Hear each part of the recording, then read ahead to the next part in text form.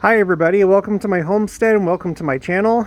I wanted to do yet another video about Elder Holland's talk to BYU while we go to the chicken coop and get some chicken eggs. If you haven't already, please subscribe to the channel, like this video if you like it, hit the notification bell, and please do make sure to leave comments because I would love to hear what you think. There's a lot of opinions right now about what happened, and it actually seems to just kind of be intensifying. Hi, they're coming out with the bottle in just a little bit, okay? So I've noticed kind of like two main reactions to his talk. The first of which is kind of the more obvious reaction from the pro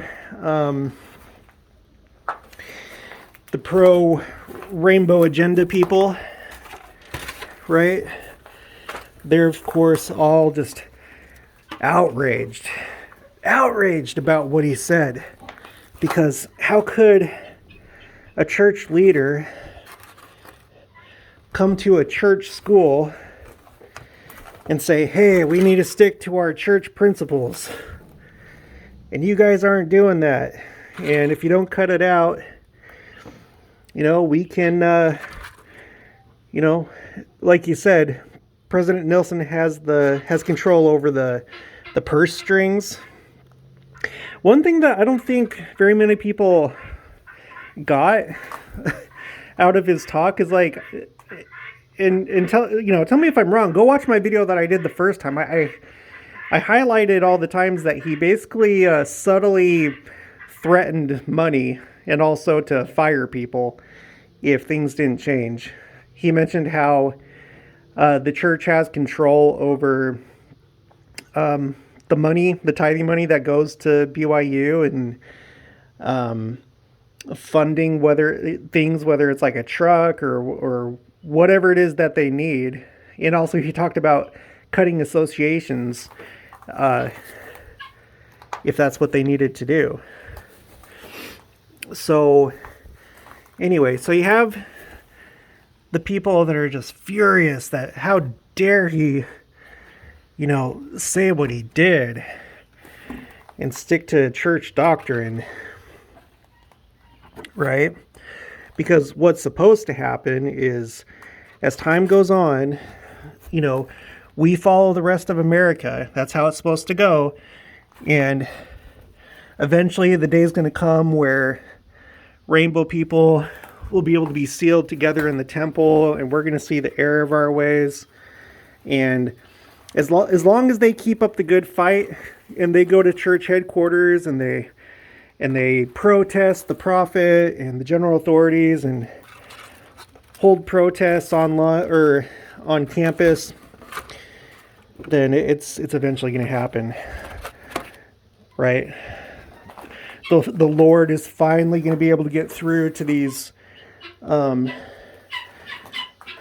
old white men that are stuck in their ways, and the Lord will finally be able to soften their hearts and be like, hey, we were supposed to be doing this whole time, and no one listened. So you have that point of view, right? And that's predictable because it's all about outrage. And it's mostly because, I've said in previous videos, I do believe that there are genuine people that have this struggle, right? But I think that it's a very, very small minority. If you take the whole rainbow people spectrum and everybody that's in it, I think that they are actually a minority. I believe that the rest of the people are going to be your narcissists. And I've talked about how narcissists do not have actual love in their hearts. They don't. To them, it doesn't really matter who they get with. It depends on, for them, it depends on whatever they're trying to accomplish socially, or whatever their narcissist mask is. So if you're a narcissist that's trying to fit in a conservative community, then you'll just do what everyone does. You'll get married to someone of the opposite sex, and you'll have a family. But if you're a narcissist that, you see that everyone's jumping on board with this rainbow movement, and you want to get some of that action, you want to stick out, and you want to, seem special, then you're going to do that. And you're going to be like, hey, I can put on the rainbow mask. Why not? I can definitely do that. And even more than that, I'll say that I am LDS and that I'm a rainbow person, and that's going to really make me different and special. And, I can be the special one that brings it to this really conservative church, and I'm going to make a ruckus, and, I'm going to have my wins. I'm going to go to the graduation, and I'm going to come out at the graduation talk, make it all about me, and this will be my moment to shine. And if you've studied narcissism, that it's about crossing boundaries, right? Here you have this church that is clearly defined as far as its principles go. And so you have this big boundary, and you're at a church school. And what better way to cross a boundary, make a name for yourself, create your narcissist resume, so to speak, than by, pulling a stunt like that, right? And Jeffrey R. Holland addressed that. So anyway, I digress. So you have the rainbow people that are outraged. It's all about being outraged and all that. And then you have those that are on our side, because I'm assuming that you as the listener agree that this needed to be done. But there's a lot of people on our side that are making, kind of outraged statements themselves about, oh, well, it's about time, and how was this not done sooner? And I want to address that a little bit, because it's like, you guys, if you are against that, and if you're on our side, then it's like, that the prophet and the general authorities, they know what they're doing, right? These are men that the apostles and the first presidency, these are men that, as far as I know, they still do this every Thursday. They meet at the Salt Lake Temple, and they have their meeting, and they talk about all the issues. And what bigger issue nowadays than what's going on with the rainbow people? Okay, and like Jeffrey R. Holland pointed out in his talk, they are not deaf or blind to what's going on in the world. They are painfully aware, and they associate with a lot of people because these are church leaders. They're leaders of a worldwide church. So they talk to a lot of people. They rub shoulders with a lot of people. You're not telling them anything new. Okay, and everything that they do in this calling as an apostle is done with prayer, and it's done with revelation. For all they've already talked about this a long, long time ago, and they felt that they've received revelation not to address it at that time. Okay, because this is what their lives are. They're in a calling where every single second of the day they are an apostle, and that's their job, right? They no longer work in a career, and they're not really retired. They're basically in a job for the rest of their lives where they watch over the church. So I'm pretty sure that this was done at the appropriate time and that there's no need for outrage or to be upset at them, and that's probably not a good idea, because you're basically saying that, you know, you believe that you're smarter than the prophet or the general authorities, that they're just men and that they made a mistake as men, which, I mean, they can do, you know, but in this kind of situation, I don't think so. I don't think so. They've been dealing with this issue for a long time. I don't know when it was that the rainbow people issue really ramped up. I know in the 90s, that's when it was starting to kind of become mainstream a little bit, or it was starting to make its debut into the mainstream, because they were really pushing it with like TV shows like Seinfeld and Friends, Will and Grace. I think it was in the 90s that Ellen came out. But it probably wasn't until, I'd say around the time of the Iraq War, maybe after that, because that's when like protesting like really hit a new level. Like the big thing back then during the Iraq War was to protest against Bush and against the war, and that led into other things like demonstrating for, you know, the climate and for rainbow people issues, and, you know, every single thing that there is to be outraged about on the left, right?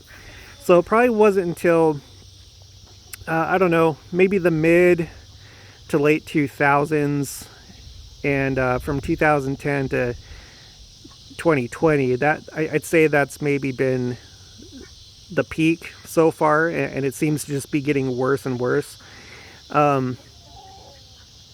So they've been aware for a very, very long time.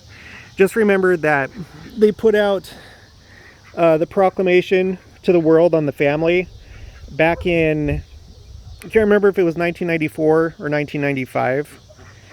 And that addressed that issue all the way back then. Right?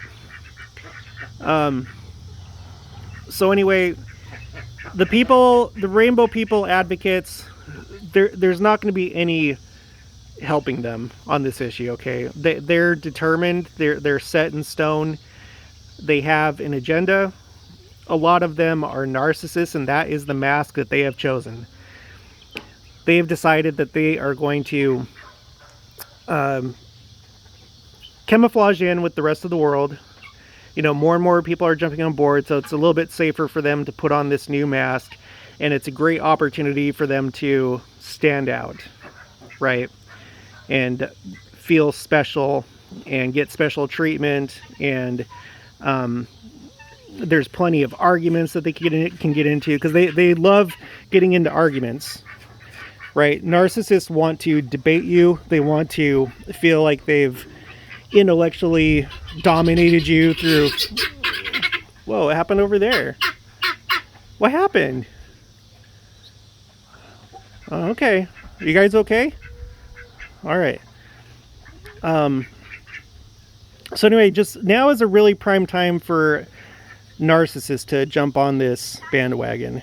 And I wouldn't be surprised if, you know, in 5, 10, 15 years, there's going to be some new thing, some new taboo that is taken up, right? I mean, it already kind of went from just the regular men liking men, women liking women, to the people wanting to switch from men to women, and women acting like they can just transform into a man, right? I'm trying to avoid certain words. I don't want to like get flagged, and I just want to be careful with YouTube and whatever. So yeah, so actually that's already kind of happened, right? And it's just going to keep getting into more and more perverse things. Who knows what's in store? So there's not really any helping those people. They're not looking for truth. If you're one of those people and you're in the church, okay, and you're like doing these protests at BYU, and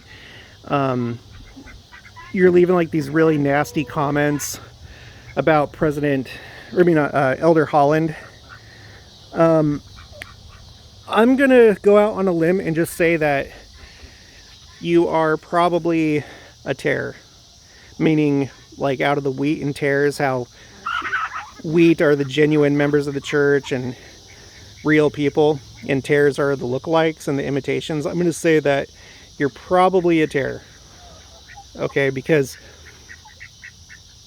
it's all pretty set in stone. It's in our theology that it's supposed to be men and women that come together to complete a system, right? The ultimate goal is to, after this life, become like our heavenly parents and do what they're doing. And I've made the connection before that I really think that our Heavenly Father is like a homesteader or a farmer or a rancher. He has land, he has animals, he has a family, he has a spouse. And the purpose is to create things and to take care of them, to help everything reach its maximum potential, and to for everyone to receive as much joy as possible, right, and reach its maximum potential. And the act of creation, it requires the male and the female sides. There's no getting around that. So the day's not going to come where you're going to go to the temple as a rainbow person and marry somebody and be sealed to somebody of the same sex, because that's not what we're doing after this life, right? And so it's like, if you think that that's what's going to happen, like, I don't think that you really understand our theology or what the church is about. And this is something that makes us different from other Christian churches, is that we have a different idea of what happens after this life. It's not just simply going to heaven and that's it. We carry on the family business. We believe that we're not creatures of God. We are the same species as God, right? So anyway, those are just kind of my thoughts. I have full faith and trust that Elder Holland did this speech at the appropriate time and in the appropriate manner, and made the appropriate threats, essentially. That sounds kind of harsh, but that's what happened. He went there and said, we know what's going on. Don't think that we're blind and deaf. We know what's going on. We know the issues. We feel for everybody that's dealing with this issue. But, we've done what we can do for this community of people. And we've also defined what we cannot do. And not only that, it's not all just about the rainbow people. You have these professors that are pushing a lot of other things that go against the gospel. A lot of them are, advocating for socialism and just all sorts of just secular notions. And he went there and said, enough is enough. Okay. I hate that it's come to this, but we can let go of people if we need to. We can cut funding wherever we need to, because there's a lot of other things that we could use that money for. So don't think that just because you're BYU, you're guaranteed money. And he even brought up the fact that Russell M. Nelson at some point said that it's great to get a college education, but it's not a salvation issue, meaning, you're not necessarily expected to get a college education. That's not the only way that you can make it in this life.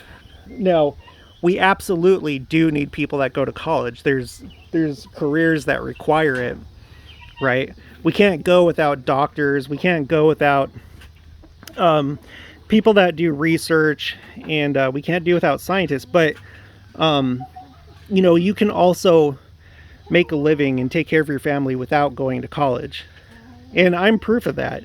I went to college. I didn't get into the career that I was going for, but I'm living a really good life right now. I have this homestead, have all these animals. I'm able to take care of my family. My wife doesn't work. She never has worked ever since we had our first child, and we're not regretting it.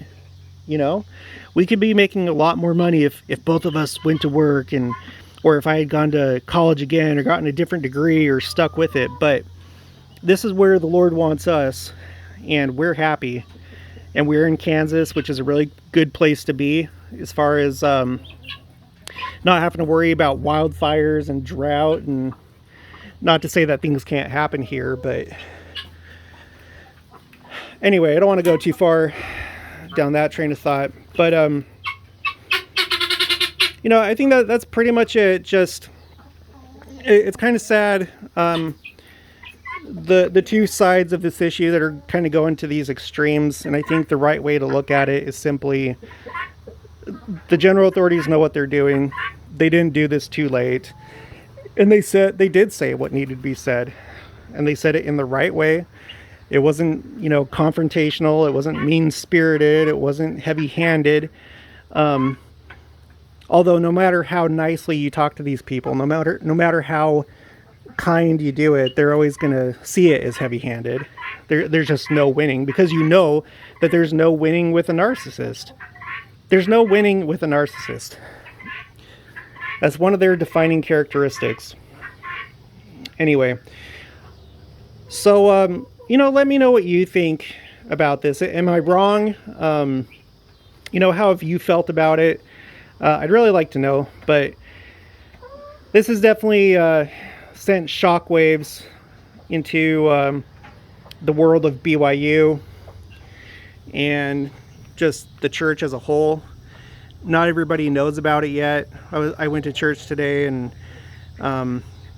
asked some people if they knew, and they hadn't heard about it yet, and so I let them know. And it is just going to be really interesting to see how things go going forward. All right, so I'm gonna let you go now. If you haven't already, please subscribe, like this video if you liked it, hit the notification bell, leave your comments, and stay tuned. I have a lot of content that I'm going to be doing, a lot of church news videos. We're going to be watching for the signs of the times of the second coming. We'll talk more about narcissism, and I'll be doing more homesteading videos. Take care.